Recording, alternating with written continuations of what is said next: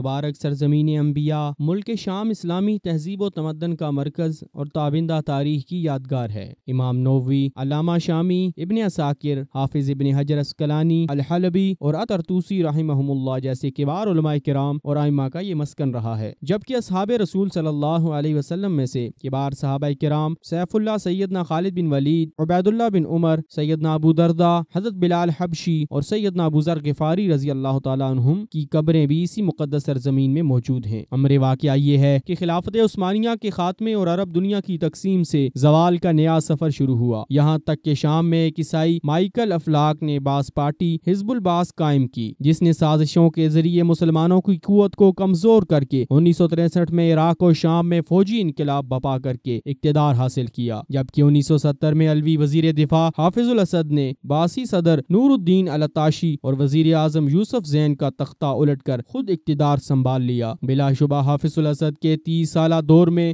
ظلم و ستم کی ایک تاریخ رقم کی، جبکہ فروری 1982 میں شام کے شہر حما کے مسلمان نصیری مظالم کے خلاف اٹھ کھڑے ہوئے تو حافظ الاسد کی فوج نے وہاں ٹینکوں سے گولہ باری کر کے خون کی ندیاں بہا دیں۔ شامی مسلمانوں پر دوسرا اور موجودہ ظلم و استبداد کا دور عامر حافظ الاسد کے جون 2000 میں مرنے سے شروع ہوا، جس میں تیزی فروری 2011 کے عرب بہار کے عنوان سے خطے میں ہونے والی تبدیلیوں سے آئی۔ شامی عوام بشار الاسد کے مظالم کے خلاف اٹھے تو نصیری شیعہ حکومت نے پرامن مظاہرین پر ٹینک چڑھا دیے۔ ایک اخباری رپورٹ کے مطابق شامی عوام انسانیت سے عاری ایک مجرم بشار الاسد اور اخلاق سے عاری گروہ علویوں کے ہاتھوں مجموعی طور پر 17 سال سے ظلم و تشدد کا نشانہ بنے ہوئے ہیں۔ سرکاری اہلکار ان کے خلاف تعذیب و تشدد کے تمام ہتھیار استعمال کر رہے ہیں، جن میں خواتین کی آبرو ریزی، بچوں کا قتل، ہاتھ پاؤں کاٹنا، زندہ جلا دینا یا سب کے سامنے زندہ دفن کر دینا، آنکھیں نکال دینا جیسی ہولناک کارروائیاں ہیں، جبکہ مساجد مسمار کرنا، قرآن مجید جلانا، گھروں کو لوٹ کر اہل خانہ سمیت گھر جلا دینا، بھاری اور ہلکے آتشی اسلحے سمیت حریت پسندوں کے خلاف ہر نوع کا ہتھیار استعمال کرنا، عام شہریوں پر خطرناک کیمیائی ہتھیاروں کا بے دریغ استعمال کرنا بشار رجیم کے وہ جرائم ہیں جن پر انسان تڑپ اٹھا۔ علاوہ ازیں عربوں اور اقوام متحدہ کی امن کوششوں کے باوجود شام کا وحشی اپنے جرائم سے باز نہیں آیا،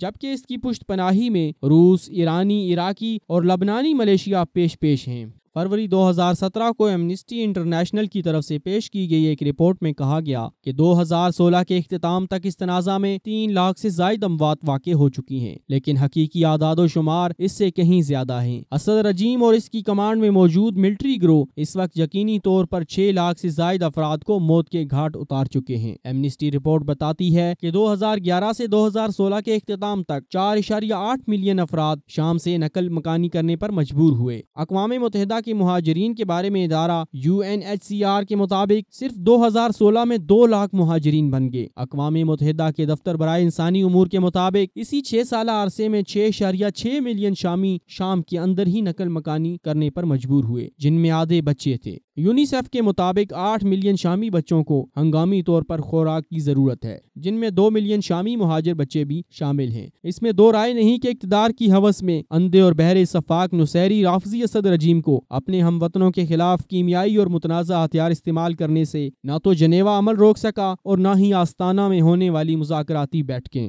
اس بات کا ادراک کرتے ہوئے کہ دنیا اس کی خون ریزی اور انسانیت سوز مظالم کو کھلی آنکھوں دیکھ رہی ہے، مزید یہ کہ ایرانی پاسداران انقلاب، ایرانی معاونت سے داعش کا خود ساختہ وجود اور شیعہ ملیشیا فورسز خطہ کی تباہی میں بشار رجیم کے ظلم کی سیاہ رات کو مزید طول دینے میں کلیدی کردار ادا کر رہی ہیں۔ لیکن یہ طے شدہ آفاقی حقیقت ہے کہ ظلم کی سیاہ رات جتنی بھی گہری ہو، اتنی ہی خوبصورت امن و انصاف کی صبح ہوتی ہے۔